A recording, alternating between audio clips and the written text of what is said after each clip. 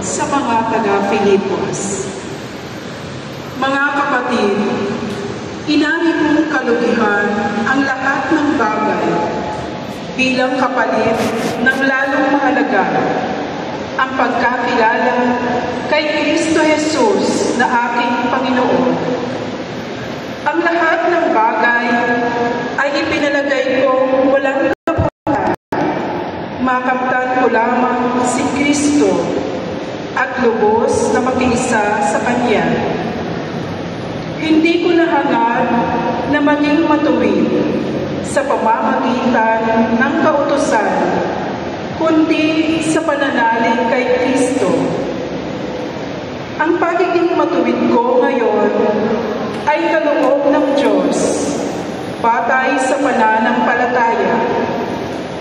Ang tanging hangarin ko ngayon ay lubos ng makilala si Kristo, maranasan ang kapangyarihan ng Kanyang pagkabuhay na muli, makihati sa Kanyang mga hirap at matulad sa Kanya, pati sa Kanyang kamatayan, sa pag-asa ako may muling bubuhayin.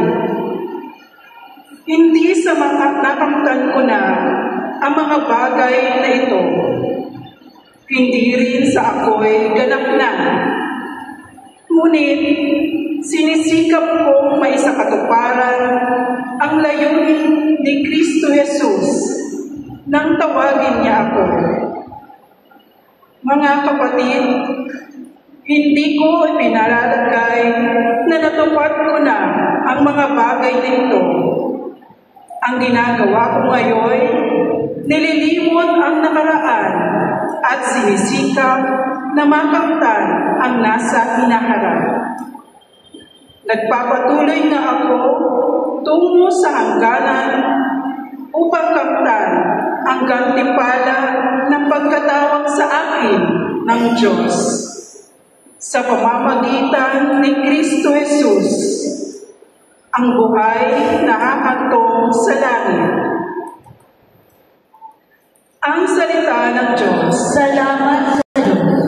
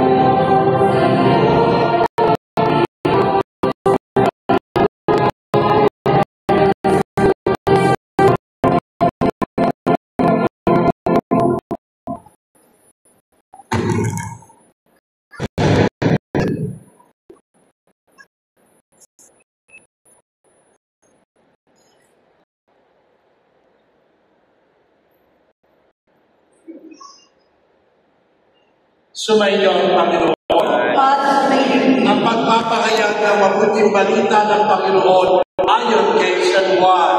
Papuri sa iyo, Panginoon. Noong panahon yun, si Jesus ay pumunta sa bundok ng mga Olivo. Kinauagahan ng balik siya sa templo, lumapit sa kanyang lahat, aya't tumupo siya at sila ay tinuruan. Noong dinala sa kanya, ng mga eskriba at mga Pariseo, ang isang babaeng nahuli ng pangitabi. Pinatayo ito sa harapan nila at sinabi kay Jesus, Guro, ang babaeng ito'y nahuli sa pangitabi. Ang utusan ni Moises dapat batuhin hanggang sa mamatay. Ang gaya niya. Ano masasabi mo? Tinanong nila ito upang subuhin siya na may maisumbong sila laban sa kanya. Ngunit yumuko si Jesus at sumulat sa lupa sa pamagitan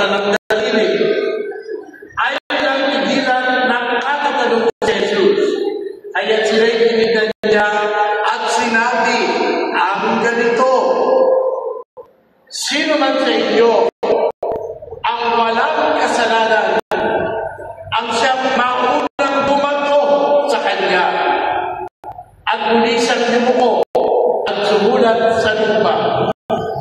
Nang marinig nila ito, sila isa-isang umalis simula sa pinakamatanda.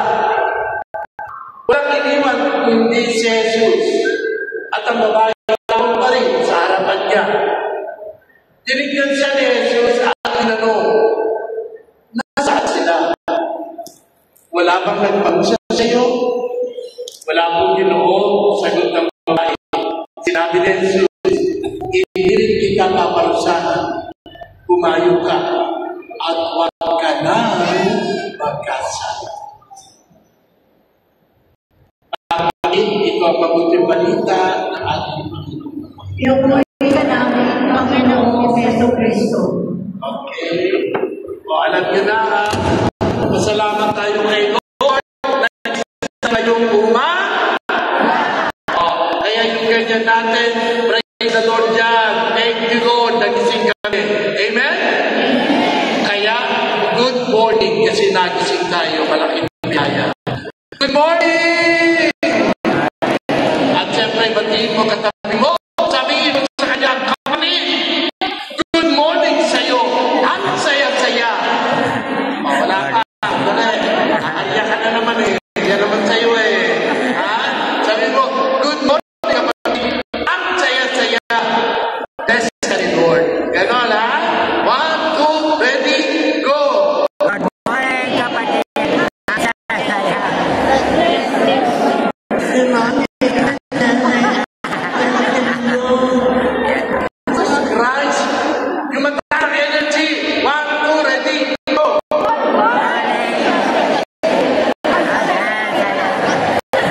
Bless Good morning kapatid. Ang saya-saya. Bless ka ni Lord. Anyway, mga kapatid dito sa Ebanghelyo, makikita po natin agad ang tema. Okay? May dinala ang mga Pariseo at Eskriba kay Jesus. Sino? Ang babaeng nahuli. Ang babaeng nahuli. Nakiki-apil. Sa batas ni Moises, ang babaeng nakiki-apil ay dapat maparusahan ng pagpatuhin hanggang sa mamatay. Pero bago yan, mga kapatid, tandaan po natin, kaya dinala ang babaeng yun kay Kristo dahil gusto na lang nilang subukan si Kristo, pitakin si Kristo. Tanong niyo kung bakit? Tanong niyo kung bakit? Kasi gusto nilang may maisampang kaso kay Kristo para maparusahan. Oh. Okay? Now, nung dinala yun, actually ganito po yan. Kaya gusto nilang sinuhin si Kristo. Number 1,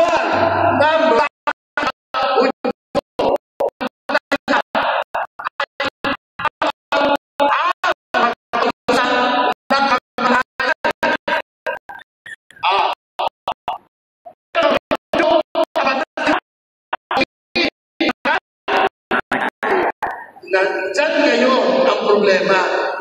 Pag hindi niya hinayaan mamatay, i-criticize siya ng mga Hudyo. Pero pag pinapatay naman niya, mananagot si Kristo sa mga sabi ko lang sa mga Romano. Amen? Kaya ang ginawa ni Kristo, nagsulat sa buhangin. Anong sinulat niya? Naunang bumato ang walang kasalanan. Walang gawa. Walang nabagay. Ang sabi niya doon, bumato ang walang bumato ang walang yan. Kristo. Kasi marami sa atin sa ngayon, malaking paalala ito. Tanong nyo, kasi nga, marami ngayon, hindi nga bumabato ng ito. Pero kung makapanghusga, nakakala mo, ito mga husga nito, walang mali sa buhay, walang kasalanan. Yes or no? Hindi ba sabi rin sa Biblia, bago mo punahin ang kapwa mo, bago mo punahin ang muta ng kapwa mo sa kanyang mata, tingnan mo muna ang sarili mo. Ang sarili mo, Muta.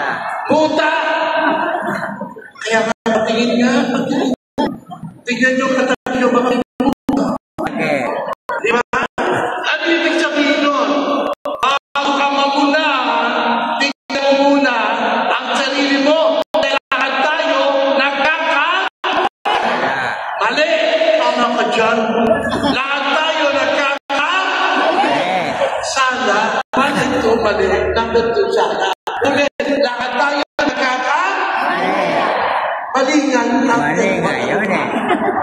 yung number 2 sana. Ang hirap turuan ng mga to eh. Na lahat tayo Mali. Hindi nagkaintindihan tayo. Yan ang sinasabi natin, mga kapatid. Pero kung makapagsusga ka, kung makapagturo ka, o ano, wagas. Perfect. Hindi walang pagkakamali. Ang taas-taas lang, Fried. yung bilihin. Fried chicken.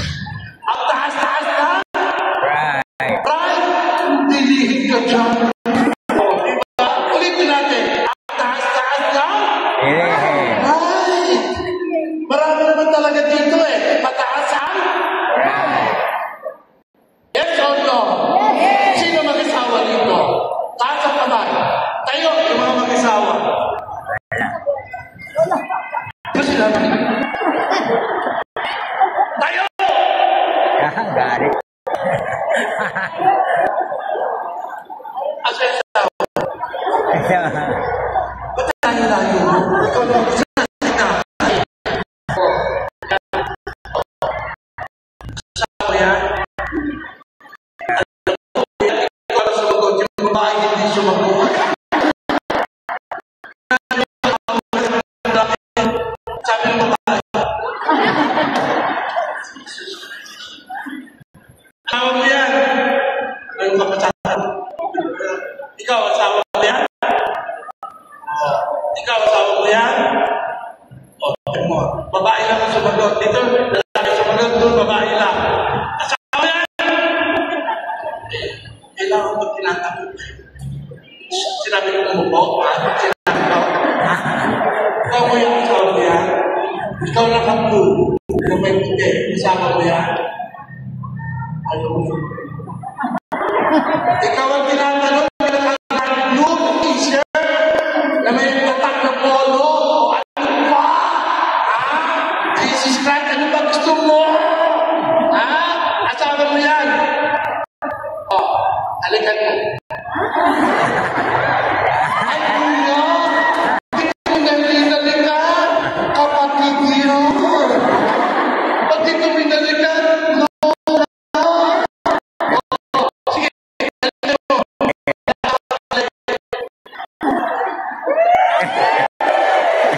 Nasampo na. hindi baka gumagano yung lalaki. Sabi ko, bakit?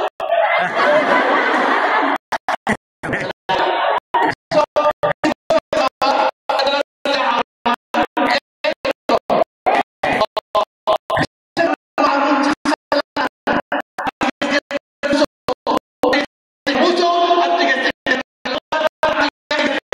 Ulo.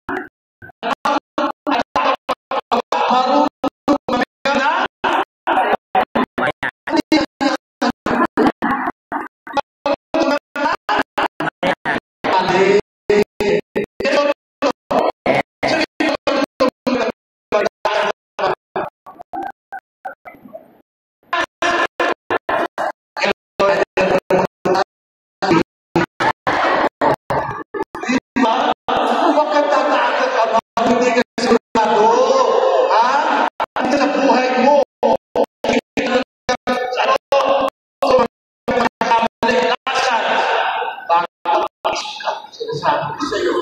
Sino dito ang tumanggap ng mali? Plastic din. Yan ang importante sa lahat ng nagpapakababa. Alam niya, nagkamali siya. Alam niya, nagkasala siya. At hindi agad siya tumuturo sa iba. Lalo na mismo sa dyan. Marites.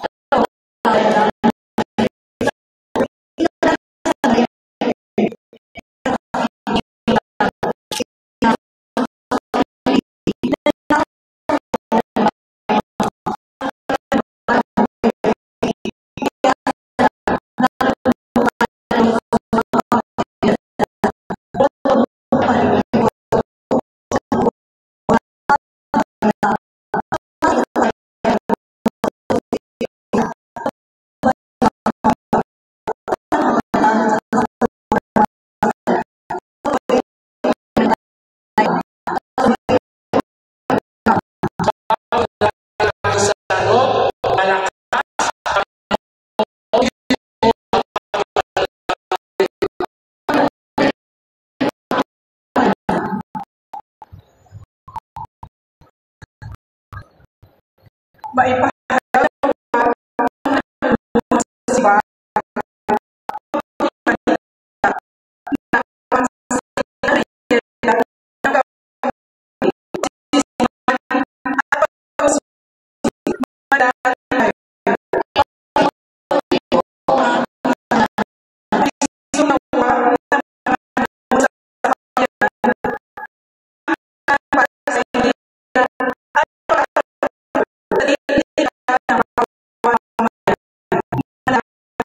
iba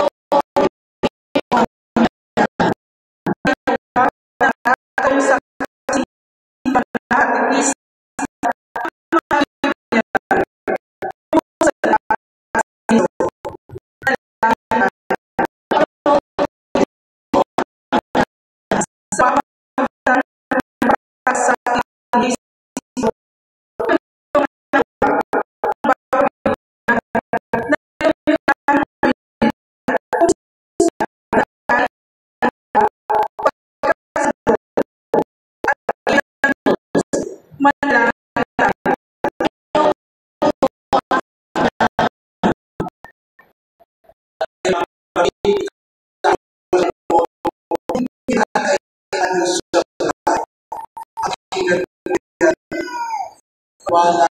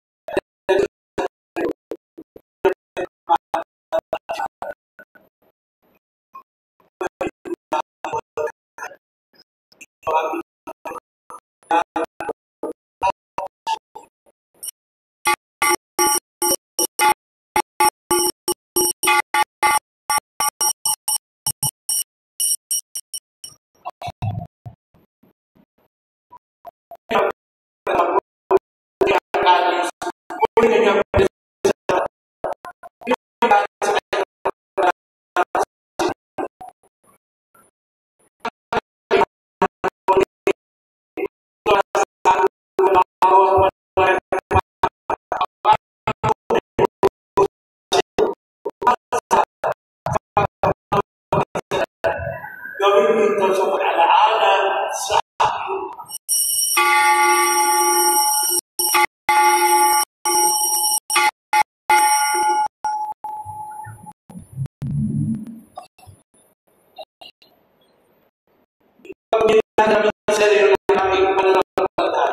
Si Kristo ay namatay, si Kristo ay namatay, si Kristo ay babalik sa wakas na naman.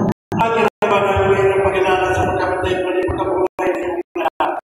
Kaya namin sa iyo, tinapay na nagpipilay buhay at nakakalit sa kakalaman at tasa. Kami pagkasalamat na naman kung kami tumayo sa tabo para maglingkod sa iyo. Sinasama kami sa tasa sa pagkabuhay ng Kristo ay babagod sa pagkakaisa sa pagkabuhay ng Espiritu Santo. Ang pagkakamit si Panginoon sa pagkabuhay puso kami sa pag-ibig kaya sa Diyos ko namin Papa niluneto na ang lubis magdandanan kaparihan alahat ng seguridad patay sa salita Cecilia Esmael at alahat ng pumanaw kawal mo silang tutuloyin sa iyong liwanagan kawal mo itamatang ka na pagkasama sa iyong buhay na walang wakas kaysa ang mga nabibigyan ng Diyos kaysa ng mga gusto at lahat ng mga na nabuhay sa iyo. Di ba yun naman ang pagpupunta sa ikarangan mo sa pamagitan ng iyong anak na ang Panginoong Kristo. Sa pamagitan ng Kristo, kasama niya sa Kanya, na lahat ng mga pagpapunin sa iyo sa pamagitan niya, kasama ng Espiritu Santo sa walang hanggan. At ngayon mga kapatid, nasa likod natin ang kaisa-isang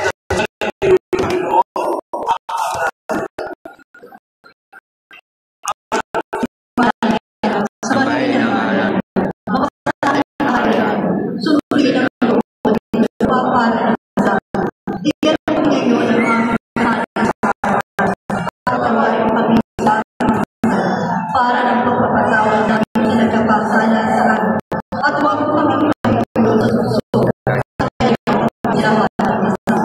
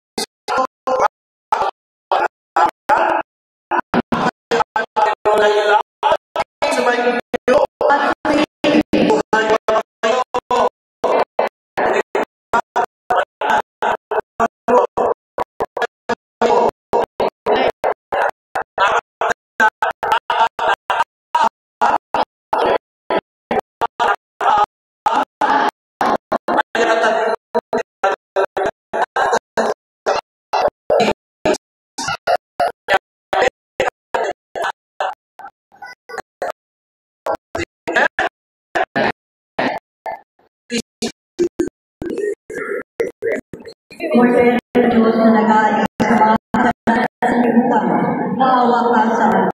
Mordero ng Diyos na nag-aalis sa mga kasalanan sa libutan, naawa ka sa amin.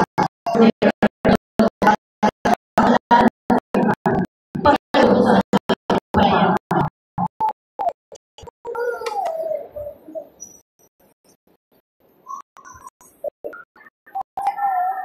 Halina mga kapatid, narito siya. Ang poder ng Diyos sa nagkakais ng mga kasalanan at sa limutan. Ang mapalad ng mga sa kanya. Panginoon, bigyan mo ng harapan ng pag-uusay. Ngunit sa isang salita ang lahat.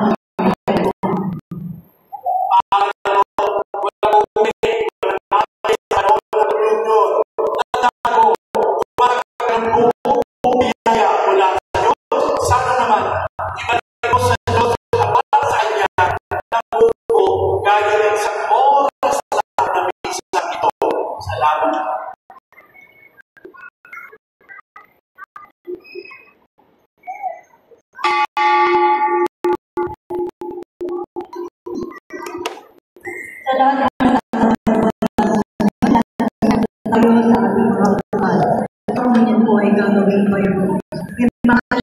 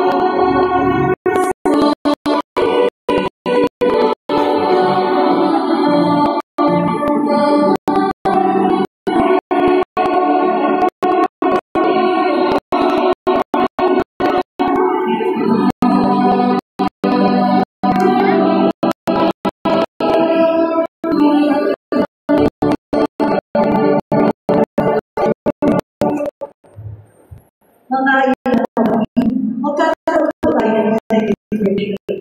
Ang celebration natin ipasa sa dahil sa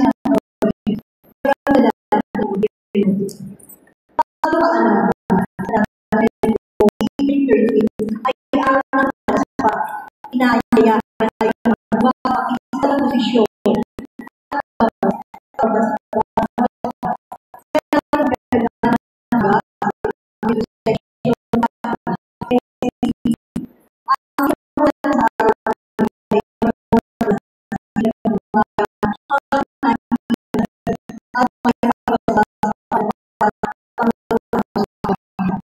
ang mga schedule ay makakuha na tayo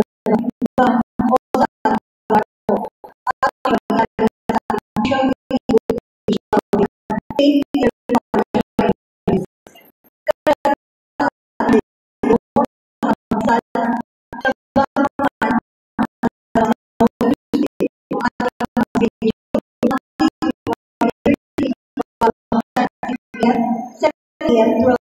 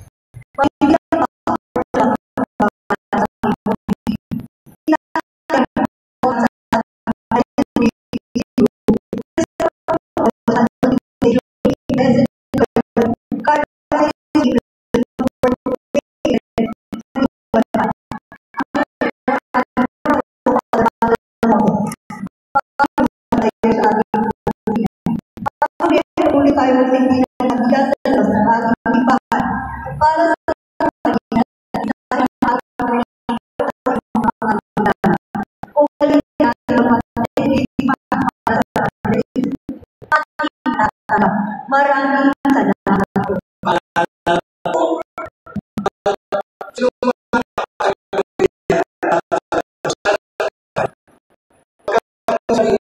Mayaman kay Lord. Kung di ka nagtaas ng kamay, mahiya kay Lord. Sa totoo lang, siya nakakatanggap ng biyaya, siya nakakatanggap ng biyaya. Patigil naman kayo ng handog pasasalamat sa Diyos. Sana mag-pagkain at pagkatoy, madala kayo ng tinapay, magpapagod kayo ng ulan, magpapagod kayo ng itlog, bilang pasasalamat ng personal, hindi pasasalamat dahil ano mo may tinanggap kang biyaya sa Diyos. Lalo na nakagtanggap yan. Wala na. Pagkakatanggap na wala na. Salamat ka. Pagkakatanggap mo sa akin sa altar. Yes or no? Diba?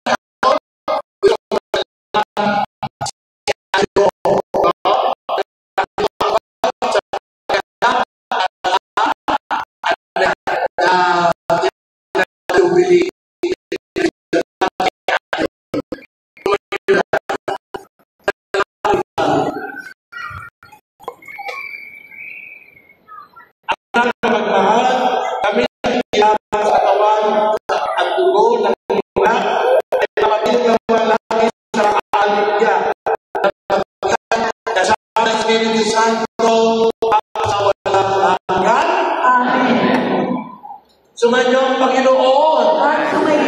Para sa may mga birthday, nawa, paspasan kayo ng Panginoon sa araw-araw ng pamumuhay, ganun din ang inyong pamilya, at bigyan kayo ng magandang kalusugan, ganun din ang buong inyong pamilya. Amen? Happy birthday!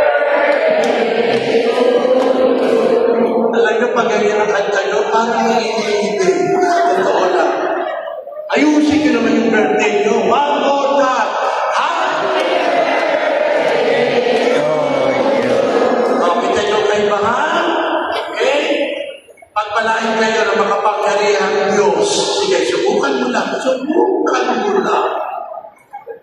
Ama pala, Anak, at Espiritu Santo. Amen.